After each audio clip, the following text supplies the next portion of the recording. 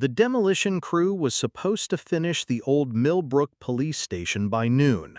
It was just another municipal building scheduled for replacement, outdated wiring, asbestos concerns, the usual bureaucratic inefficiency.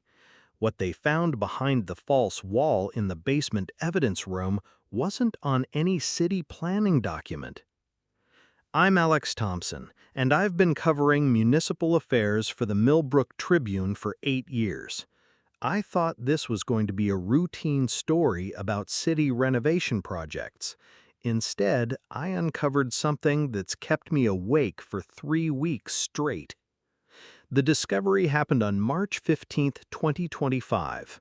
Tommy Ricci, the demolition foreman, was stripping out the basement when his sledgehammer punched through what should have been a solid concrete wall. Behind it was a space about 6 feet wide lined with metal shelving. On those shelves were 37 evidence boxes that weren't supposed to exist. Each box was labeled with case numbers that didn't match any official police records. But one box was different. It was sitting alone on the bottom shelf, and someone had written D. Morrison, 1995, in black marker across the top. Detective David Morrison disappeared on October 12, 1995, 30 years ago this fall. The official story was straightforward. Morrison was last seen leaving the station at 11:47 p.m. after working a double shift. His patrol car was found abandoned on Route 9, keys still in the ignition, radio crackling with unanswered calls. The department launched a massive search. State police brought in dogs, helicopters, volunteers combed the woods for weeks. They never found a trace of him. Morrison was 42 years old, 17 years on the force. He had a wife, Linda, and 2 teenage kids. He was 3 years away from full pension. He wasn't the type to just disappear. But that's exactly what the case file said happened. After 6 months of investigation, Detective David Morrison was officially classified as a voluntary missing person. The file was closed. His family was left with questions and a death certificate they had to wait 7 years to obtain. Linda Morrison died in 2018. Her children, now adults, moved away from Millbrook years ago. As far as I knew, no one was left to care about what really happened to David Morrison. Then Tommy Ricci's sledgehammer changed everything. The box marked D. Morrison 1995 contained files, photographs, and audio cassettes that weren't part of the official investigation. Someone had been conducting their own inquiry into Morrison's disappearance. Someone with access to police resources and departmental information that never made it into the official reports. The first thing I found was a photograph I'd never seen before. It showed Morrison's abandoned patrol car from an angle the crime scene photos didn't capture. In this shot, you could see something the official investigation missed: tire tracks in the mud behind the vehicle, fresh tracks from a second car. Someone had been there after Morrison parked. The official report mentioned no second vehicle. I started digging deeper into the box's contents. There were witness statements from people who were never interviewed by the investigating officers. A gas station attendant who remembered Morrison stopping for coffee at 9:30 p.m., 2 hours before he was officially logged out of the station. A night shift factory worker who saw Morrison's patrol car following another vehicle north on Route 9 around 11 p.m. None of these witnesses appeared in the case file. But it was the audio cassettes that made my hands shake as I held them. There were 6 of them, each labeled with dates from late 1995. Someone had recorded phone conversations, interviews, and what sounded like clandestine meetings. The voice quality was poor, obviously recorded in secret, but I could make out enough to understand that someone inside the Millbrook Police Department had been very concerned about David Morrison's investigation into something called the Tuesday Group. I'd never heard of any Tuesday Group. There was no mention of it in any official records I could access. But according to these hidden recordings, Morrison had been investigating it for months before he disappeared. The recording suggested Morrison had uncovered something that made certain people very nervous. On one cassette, dated September 28, 1995, just 2 weeks before Morrison vanished, I heard what sounded like Morrison himself speaking to someone in what appeared to be a secure location. "They meet every Tuesday at 8 p.m., Morrison's voice said through the static. "I've confirmed 4 participants so far, but this goes higher than I thought. Municipal contracts, evidence tampering, maybe worse. I need more proof before I can move on this." The response was garbled, but I could make out another male voice saying something about being careful who you trust, and that some people have too much to lose. That was the last recording of Morrison's voice in the box. The final cassette was dated October 15, 1995, 3 days after Morrison disappeared. It contained a conversation between 2 unidentified men discussing the Morrison problem and how it had been handled appropriately. They mentioned something about evidence that needed to be secured and files that needed to disappear permanently. One of the voices said, "The Tuesday thing dies with him. Everything related gets buried deep." The other voice responded, "What about his family? They'll move on. People always do." But who had hidden that evidence box in the basement wall?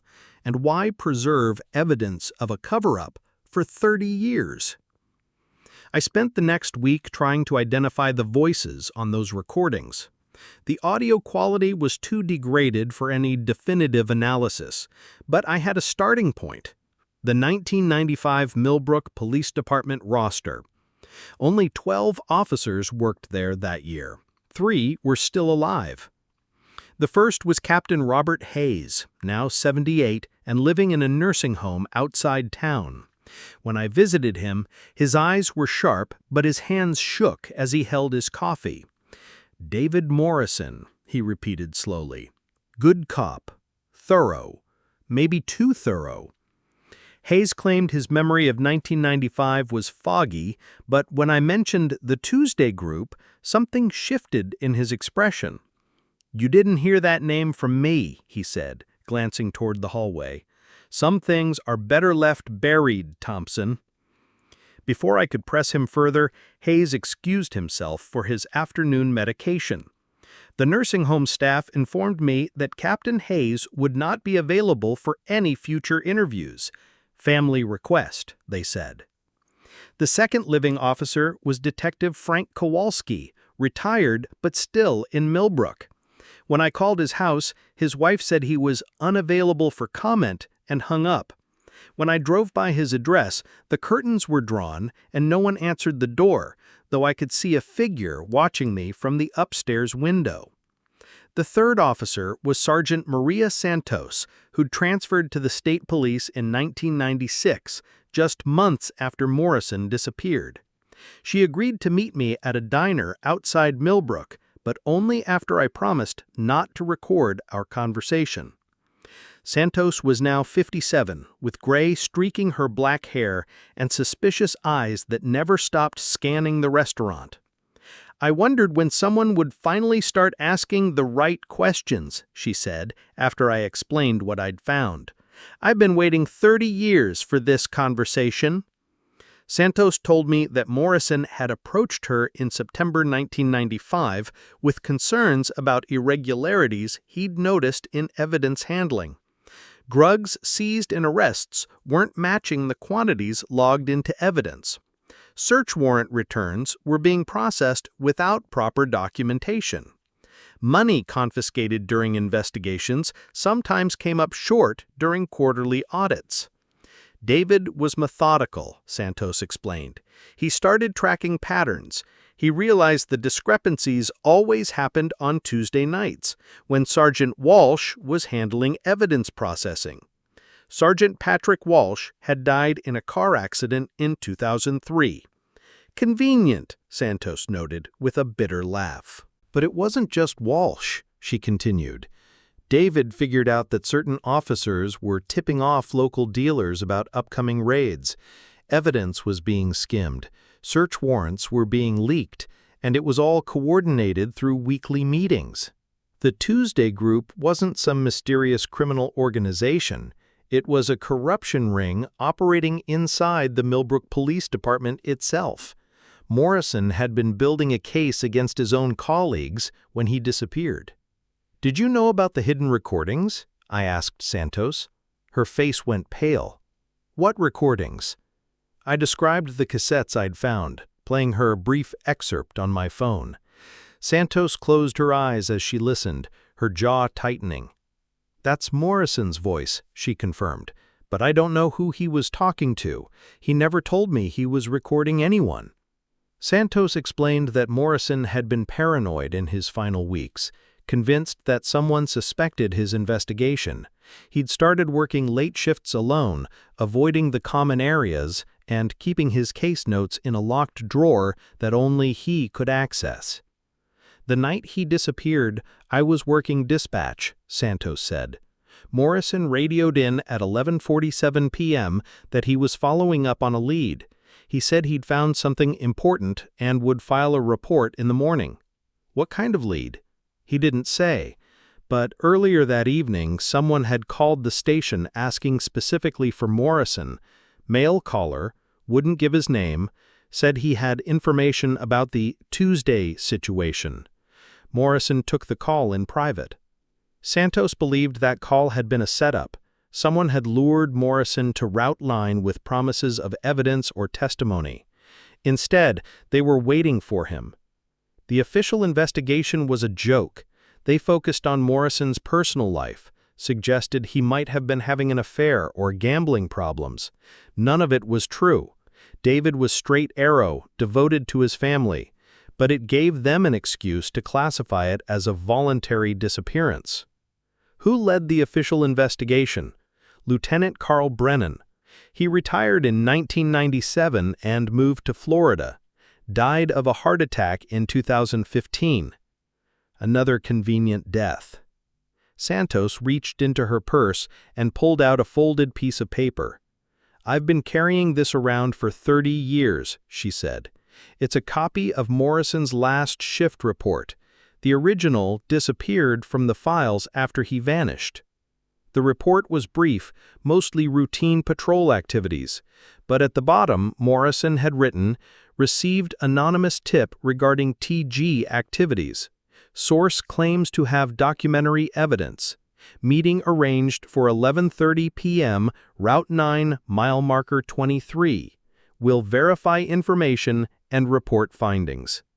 Mile marker 23 was exactly where Morrison's patrol car had been found abandoned. "Thompson," Santos said carefully, "do you think Morrison is still alive somewhere?" I shook my head slowly. David Morrison has been dead for 30 years. Someone killed him that night on Route 9, probably multiple someones.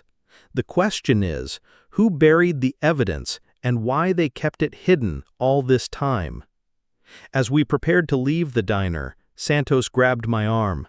"Thompson, I need you to understand something. The people involved in this, some of them might still be around. Some of them might have moved up in the world, gotten respectable jobs, raised families.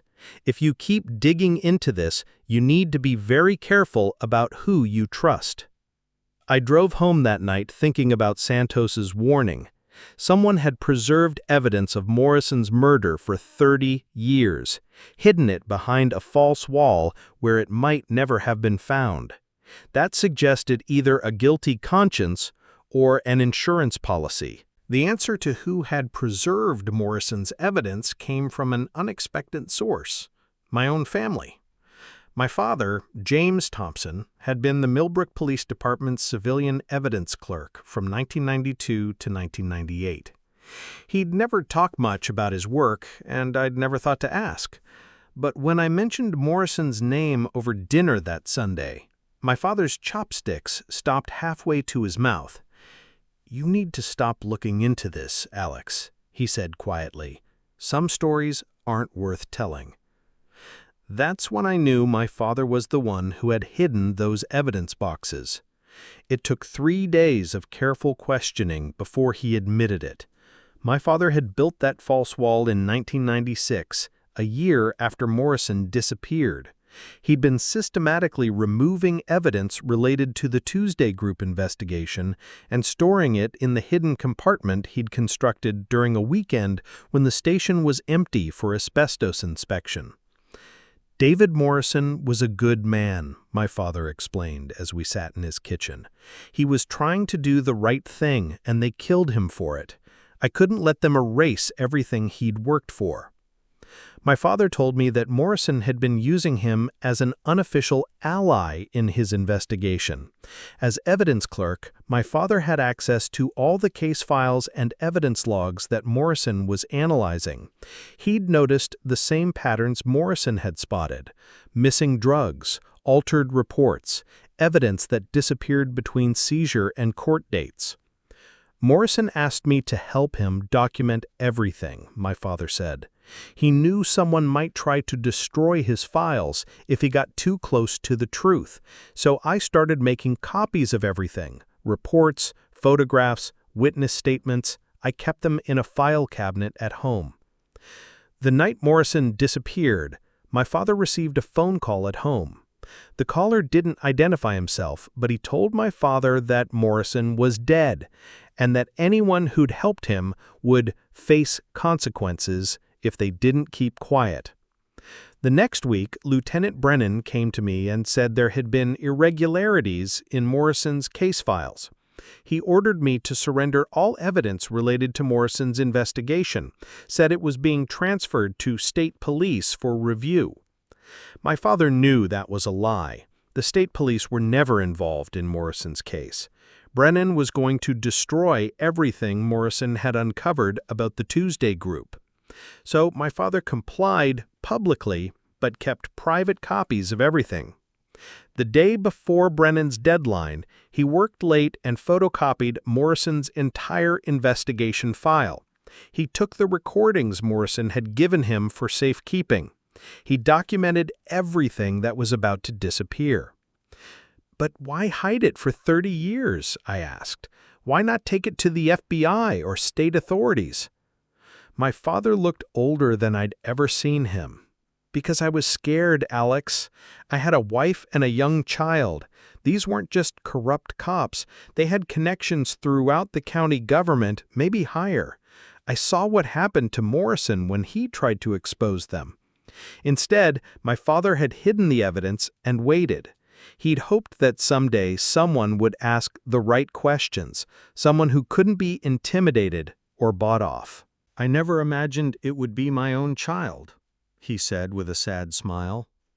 The next morning, my father led me to his basement and showed me additional files he'd kept at home. These documents revealed the full scope of what Morrison had discovered about the Tuesday Group. The corruption ring involved 6 police officers, 2 municipal judges, and a county prosecutor. They were systematically stealing drugs and money from evidence, then reselling the narcotics through a network of protected dealers. Cases were being thrown out on technicalities, search warrants were being leaked to targets, and witness testimony was being suppressed. The operation was generating approximately $50,000 per month in illegal revenue, split among the participants. Over the 5 years it operated, they had stolen over $3 million in cash and drugs from police evidence. But Morrison had uncovered something even more damaging than theft.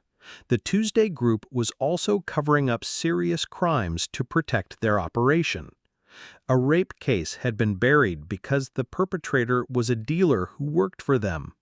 A domestic violence incident had been misreported because the victim had witnessed drug transactions and needed to be discredited. Most disturbing of all, Morrison had evidence that the Tuesday Group had been responsible for the death of a local teenager named Marcus Webb in 1994. Webb had been found dead in the Millbrook River, officially ruled an accidental drowning. But Morrison's investigation revealed that Webb had been threatening to expose police corruption after being arrested and pressured to become an informant. The coroner who ruled Webb's death accidental was Dr. Thomas Henley, whose son happened to be one of the dealers protected by the Tuesday Group. Morrison had been scheduled to present his findings to FBI investigators the week after he disappeared.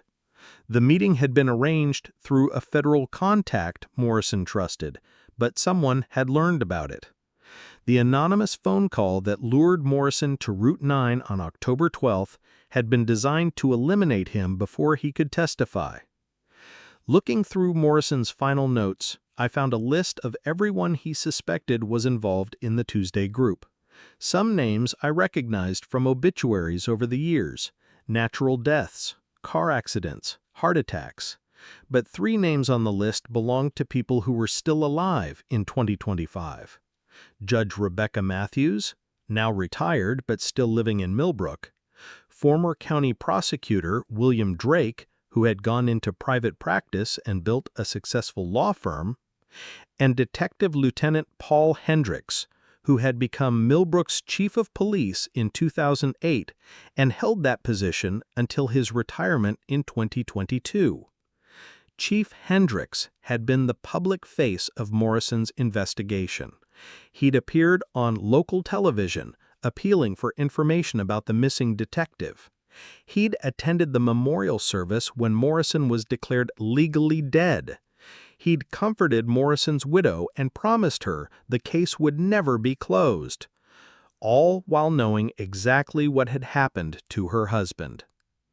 I stared at Hendricks' name in Morrison's handwriting, feeling sick. Paul Hendricks had been chief of police for 14 years.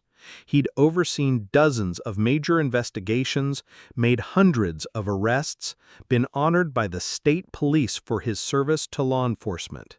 He'd built his entire career on the foundation of David Morrison's murder. That afternoon, I drove to Hendricks' house in the affluent Oakwood neighborhood. His retirement had been comfortable. His home was a sprawling colonial with manicured landscaping and a 3-car garage. A Hendricks Security Consulting sign sat prominently in the front yard. I rang the doorbell and waited. Paul Hendricks answered the door himself, 71 years old, silver-haired, still carrying himself with the authority of a career law enforcement officer.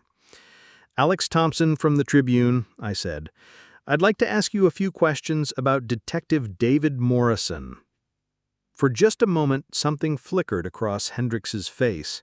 Fear, maybe, or recognition that this day had finally come. Then he smiled the practiced smile of a man who'd spent decades managing public perception. "Of course," he said, "though I'm not sure what new information I could provide about such an old case." Hendricks invited me into his study, a room lined with commendations and photographs from his career in law enforcement. I noticed several pictures of him with state officials, federal agents, even a governor. A man with connections, just as my father had feared. David Morrison was a tragedy. A good officer who simply vanished. We searched for months, you know. I personally coordinated with state police, organized volunteer searches. It still haunts me that we never found answers for his family. I placed my digital recorder on his desk and pressed record. "Mr. Hendricks, I need to ask you about something called the Tuesday Group." The change in his demeanor was immediate. His shoulders stiffened, and his fingers drummed once against his desk before going completely still. "I'm not familiar with that term." "Really? Because I have recordings of meetings from 1995 where your voice discusses the Morrison problem and how it was handled appropriately." Hendricks stared at me for a long moment. When he finally spoke, his voice had lost all pretense of warmth. "Thompson, I think you should be very careful about making accusations you can't substantiate, especially accusations against someone with my reputation and connections in law enforcement." "Are you threatening me, Mr. Hendricks?" "I'm giving you advice, the same advice I'd give any young reporter who might be in over their head." I pulled out a folder containing copies of Morrison's evidence. David Morrison documented everything, Mr. Hendricks. The stolen evidence, the leaked warrants, the covered-up crimes. He even had proof about Marcus Webb's death. At the mention of Webb's name, Hendricks's face went pale. "You have no idea what you're playing with," he said quietly. Morrison thought he was some kind of crusader, but he was going to destroy innocent families over rumors and speculation. Good officers who made mistakes, yes, but who didn't deserve to have their entire careers ruined. What about Morrison's family? Did they deserve to spend 30 years not knowing what happened to him? Hendricks stood up and walked to his window, looking out at his perfectly maintained yard. David Morrison was going to the FBI with incomplete information that would have destroyed this entire community. The Tuesday Group. Yes, there were some irregularities in evidence handling. Some officers supplemented their incomes inappropriately, but Morrison was treating it like organized crime when it was just human weakness. And Marcus Webb? Hendricks turned back to me, and for the first time, I saw something that might have been genuine regret in his eyes. Morrison was a troubled kid who made bad choices. What happened to him was tragic, but it wasn't murder. Morrison thought it was. Morrison was wrong about a lot of things. I gathered my materials and stood to leave. One more question, Mr. Hendricks. If Morrison was wrong, if this was all just minor corruption that's been blown out of proportion, then why did he have to die? Hendricks was quiet for so long I thought he might not answer. David Morrison wasn't supposed to die, he said finally. That night on Route 9, it was supposed to be a conversation. Someone was going to explain to him why he needed to back down, why pushing forward would hurt more people than it helped. But Morrison, he wouldn't listen. He started recording the conversation on some device he'd hidden in his jacket. "So you killed him." "I wasn't there, Thompson. I was never on Route 9 that night. But yes, things got out of hand. Morrison fought back when they tried to take his recording device. There was a struggle, he fell, and hit his head on a rock. And then you covered it up. We panicked. Here was a dead police officer and 3 of us standing over him with no way to explain what had happened without exposing everything. So we made it disappear. Morrison's body, his car was moved to make it look like abandonment, his investigation files were destroyed. Hendricks sat back down heavily. 30 years, Thompson. 30 years I've lived with that night. Every promotion, every commendation, every time someone called me a hero, I remembered David Morrison's face when he realized we weren't going to let him walk away. I looked around his study one more time. At the awards, the handshake photos, the evidence of a successful career built on a dead man's silence. Where is he buried, Mr. Hendricks? I don't know. That part was handled by someone else. Someone who's been dead for 15 years now.